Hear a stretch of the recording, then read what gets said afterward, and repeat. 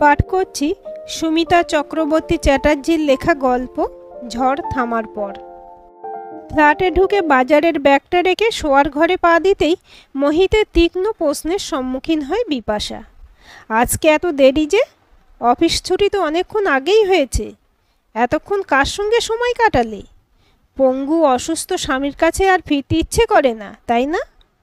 কোন পাপের এত বড় শাস্তি যে আমি পাচ্ছি তা জানি না। কেন যে সেদিন আমি মরলাম না? এভাবে স্ত্রীর গলগ্রহ হয়ে বেঁচে থাকার চেয়ে মৃত্যু যে অনেক ভালো ছিল।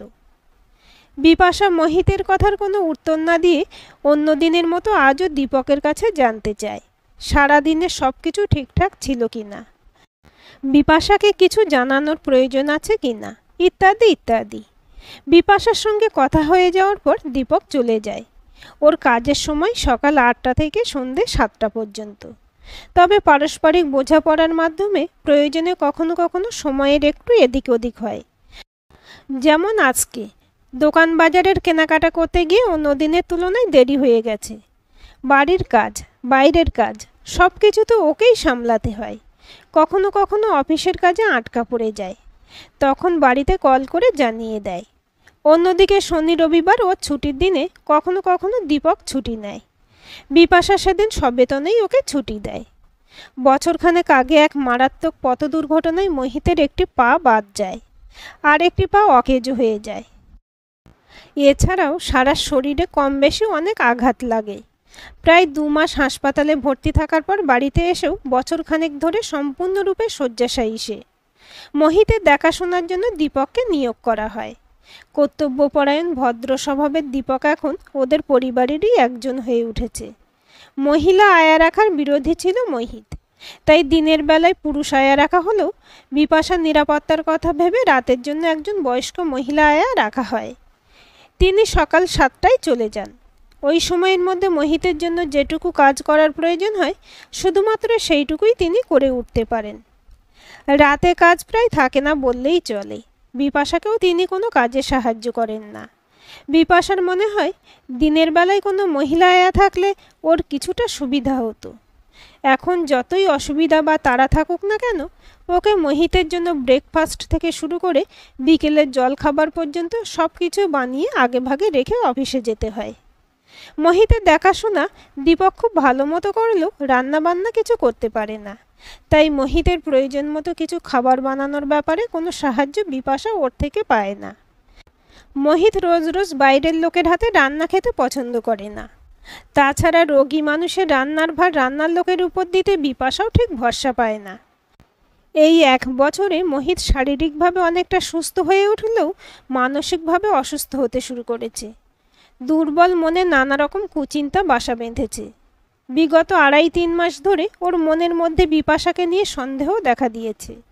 বিপাশা ওকে নানাভাবে বোঝাবার চেষ্টা করছে ওর সন্দেহ একেবারেই অমূলক। সুস্থ সুন্দর চিন্তা করার জন্য অনেক বুঝিয়েছে। ডাক্তার বলেছেন শুধু ওষুধ বা পথ্য পুরোপুরি কাজ হবে না, ওর নিজেকেও চেষ্টা করতে হবে। তার জন্য প্রয়োজন প্রবল ইচ্ছাশক্তি ও মনের জোর। ডাক্তার আরও জানিয়েছেন সব রকম চেষ্টা চালিয়ে যেতে পারলে ভবিষ্যতে ও সাপোর্ট নিয়ে হাঁটতে পারবে। সেই সময় আর্টিফিশিয়াল একটি পায়েরও ব্যবস্থা করা হবে। কিন্তু যত দিন যাচ্ছে মোহিত যেন ততই জীবনযুদ্ধে হেরে যাওয়ার জন্য নিজেকে প্রস্তুত করছে। সারাদিন টিভিতে বা মোবাইলে এমন সব সিনেমা বা প্রোগ্রাম দেখে যা ওর মনকে আরও দুর্বল করে দেয়। বিপাশা দীপককেও বলেছে মোহিতকে মোটিভেশনাল সিনেমা বা প্রোগ্রামগুলো দেখাতে, কিন্তু মোহিত ওর কথা শুনতে চায় না। বেশি বলতে বা বোঝাতে গেলে দীপককেও অনেক কথা শুনিয়ে দেয়। যেমন কয়েকদিন আগেই দীপক মোহিতের উপর বিরক্ত হয়ে বলেছিল, বৌদির কষ্ট দেখে তোমার খুব কষ্ট হয় তাই না? তাই বৌদির হয়ে সালিশি করতে আসো। বৌদির জন্য সবার দরদ উথলে ওঠে, আমার কষ্টটা তো কারো চোখে পড়ে না। মোহিতের কথাগুলো দীপক বিপাশাকে জানিয়েছিল।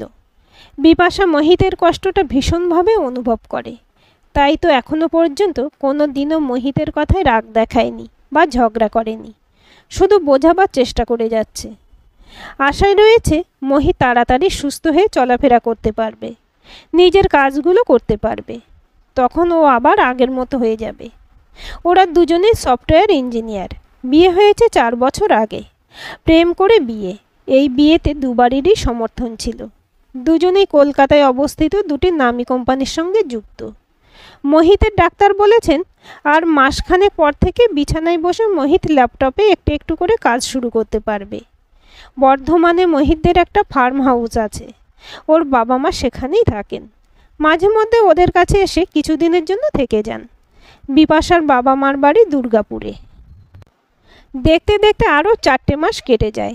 এর মধ্যে মোহিতের ধৈর্য আরও কমে যায়। বিপাশার প্রতি সন্দেহের মাত্রা আরও বেড়ে যায়। অফিসের কাজ শুরু করলেও কাজে মন বসাতে পারে না। সারাক্ষণ মনের মধ্যে ঘুরতে থাকে বিপাশার চিন্তা। সে কোথায় যাচ্ছে, কি করছে, কার সাথে সময় কাটাচ্ছে, এই সব চিন্তা ওকে অস্থির করে তোলে।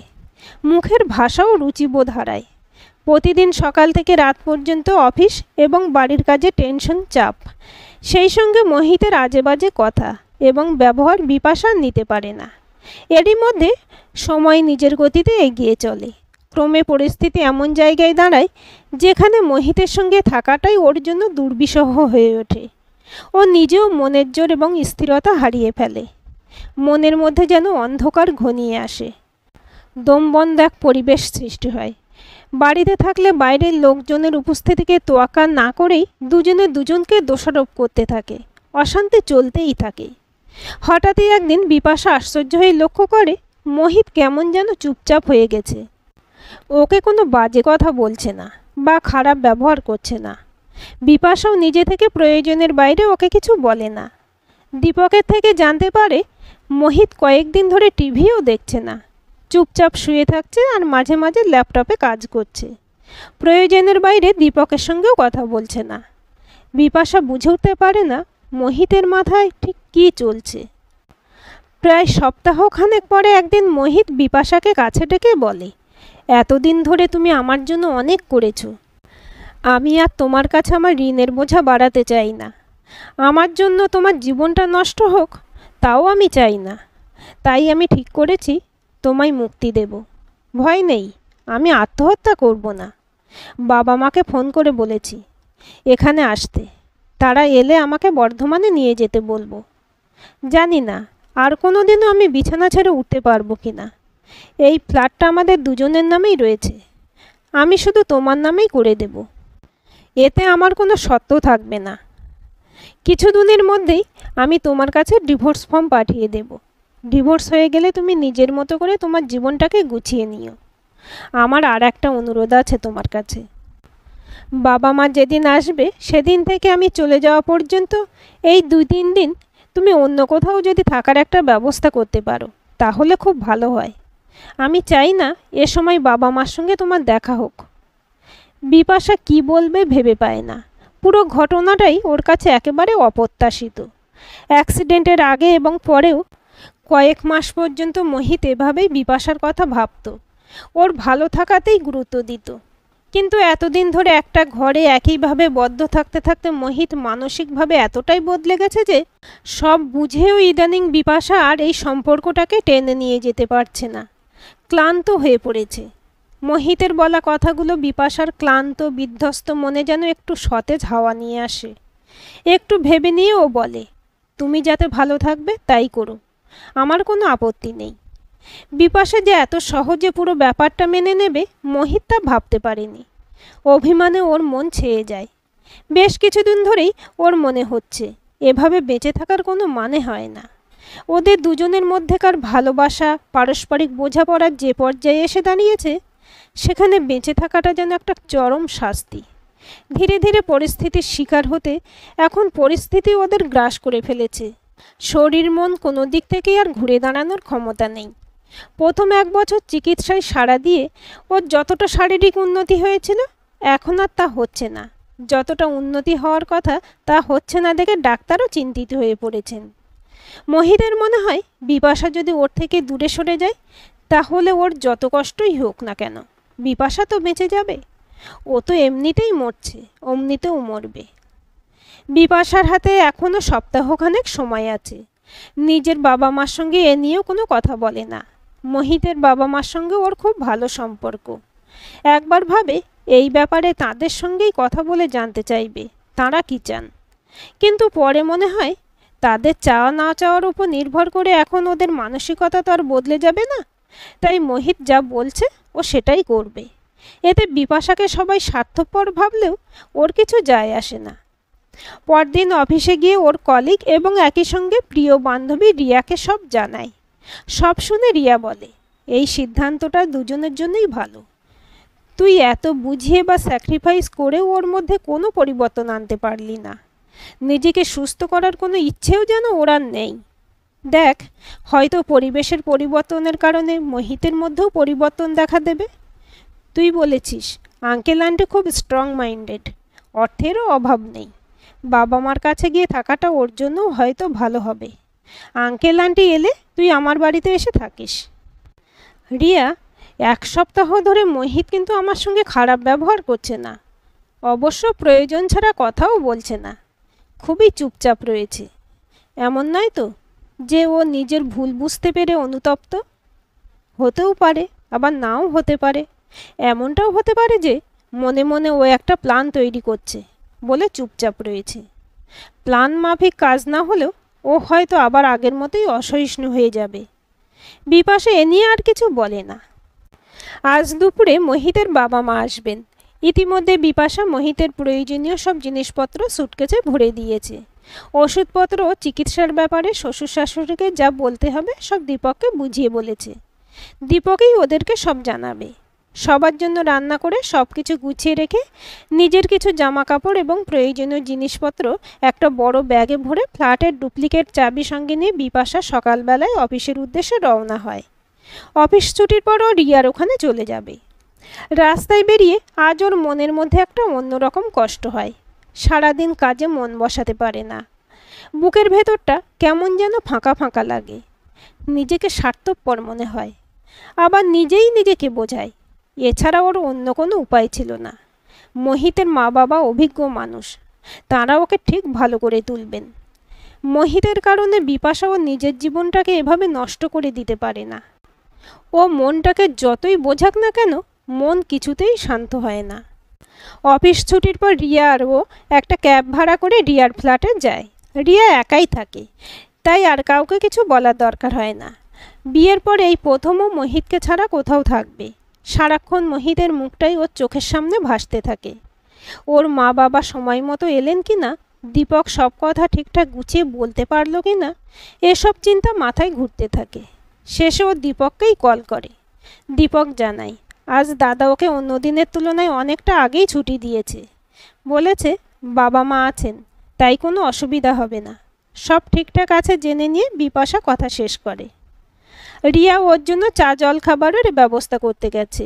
ও মনটাকে অন্যদিকে ঘোরানোর জন্য ফেসবুক দেখতে শুরু করে।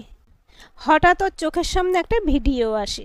ভিডিওটাতে দেখাচ্ছে 40-এর কাছাকাছি বয়সের খুব গরিব একজন ভদ্রমহিলা তার অসুস্থ পঙ্গু স্বামীকে চাকা লাগানো একটা চৌকো কাঠের পাটাতনের উপর আধশোয়া অবস্থায় বসিয়ে টেনে নিয়ে যাচ্ছেন। এভাবে স্বামীকে সঙ্গে নিয়ে তিনি মাইলের পর মাইল হেঁটে লোকের বাড়ি বাড়ি ধূপকাঠি আর পাঁপড় বিক্রি করেন। ভিডিওটা যে মেয়েটি তৈরি করেছে তাকে ভদ্রমহিলা জানাচ্ছেন বাড়িতে স্বামীকে দেখার মতো কেউ নেই, তাদের কোনো সন্তানও নেই। তিনি রোজগার না করলে তাদের খাওয়ার জোগাড় করা, স্বামীর চিকিৎসা করানো সম্ভব হবে না। তাই ভোরবেলায় ঘুম থেকে উঠে তিনি নিজের জন্য খাবার বানিয়ে তার টিফিন বক্সে ভরে স্বামীকে বেরোবার জন্য প্রস্তুত করে। নিজে প্রস্তুত হয়ে সকাল 8টা থেকে 8:30টার মধ্যে বেরিয়ে পড়েন। বিকেলে বাড়ি ফিরে রাতের খাবার তৈরি করা, স্বামীর দেখাশোনা করা, পরের দিনে বিক্রির জন্য জিনিসপত্র গুছিয়ে রাখা ইত্যাদি ইত্যাদি কাজকর্ম সব সেরে ঘুমোতে যেতে অনেকটাই রাত হয়ে যায়। মেয়েটি তার কাছে জানতে চায় তিনি এত কাজ করার শক্তি পান কোথা থেকে। ভদ্রমহিলা জানান তার স্বামী আগে ট্রেনে ট্রেনে ধূপকাঠি আর পাঁপড় বিক্রি করতেন। 3 বছর আগে ভিড় ট্রেনে উঠতে গিয়ে অ্যাক্সিডেন্ট হয়। সেই থেকে তিনি স্বামীর ব্যবসাটা চালিয়ে নেওয়ার চেষ্টা করে যাচ্ছেন। ব্যবসার হিসেবপত্র এখনও স্বামীই দেখেন। তিনি আরও বলেন স্বামীকে সুস্থ করে তোলার অদম্য ইচ্ছেই তার শরীর ও মনের শক্তি এনে দেয়। তাদের সংসারে অর্থের অভাব আছে ঠিকই, কিন্তু দুজনের মধ্যে ভালোবাসা, পারস্পরিক বিশ্বাস, অনুভূতি ও নির্ভরতার অভাব নেই। বিপাশা ভিডিওটা আর দেখতে পারে না, বন্ধ করে দেয়। বুকের ভেতরটা তোলপাড় করতে থাকে। মনে হতে থাকে ও একটা চরম ভুল সিদ্ধান্ত নিয়ে ফেলেছে। মোহিতকে ছেড়ে ও কখনোই ভালো থাকতে পারবে না। সুসময়ে ওরা একে অপরের জন্য ছিল, এখন মোহিতের এই দুঃসময়ে ও তাকে ছেড়ে চলে যাবে? ভালো সময়ে তো সবাই ভালো থাকতে পারে, কিন্তু খারাপ সময়ে নিজেদেরকে ভালো রাখাটাই তো প্রকৃত শক্তির পরিচয়। এখানেই তো জীবনের আসল পরীক্ষা। ওর মনে হয় মোহিতের মনের জোর বাড়ানোর জন্য ও যেভাবে এতদিন চেষ্টা করেছে সেটা হয়তো যথাযথ নয়।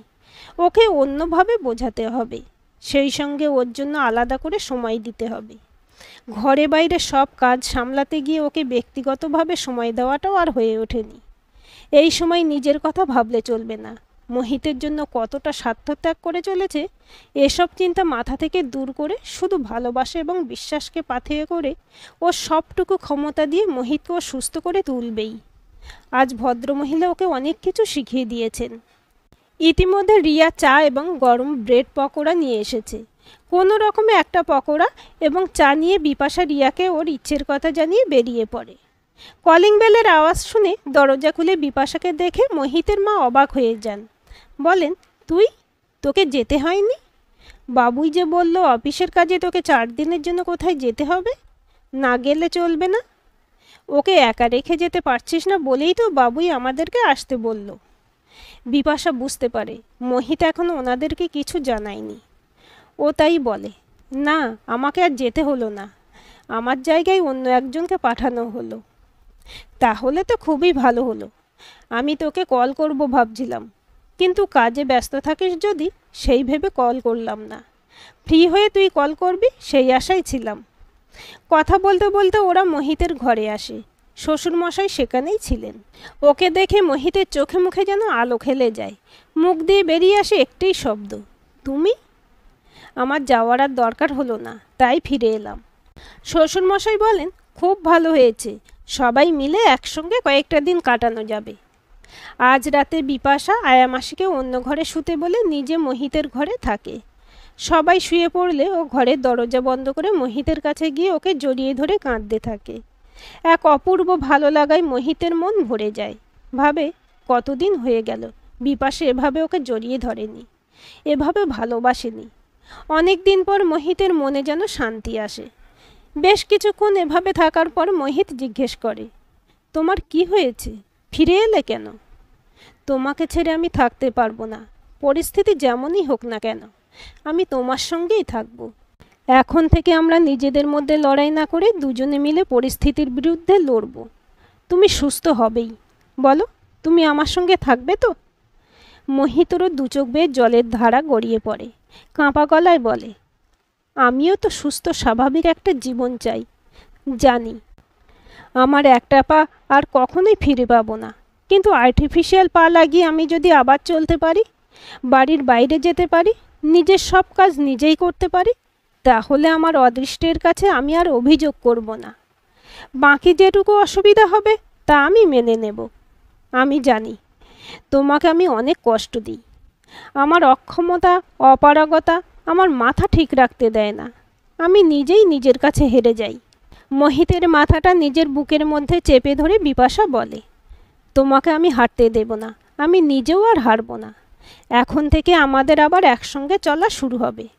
তুমি এখন ঘুমাও, আমি তোমার চুলে বিলি কেটে দিচ্ছি। অনেক অনেক দিন পর আজ মোহিত একটু শান্তিতে ঘুমোতে পারে। আজকের গল্পটি আপনাদের কেমন লাগলো কমেন্ট করে জানাবেন। ভালো লাগলে লাইক, শেয়ার, সাবস্ক্রাইব করবেন এবং নতুন ভিডিও আপডেট পেতে বেল আইকনটি ক্লিক করে রাখুন।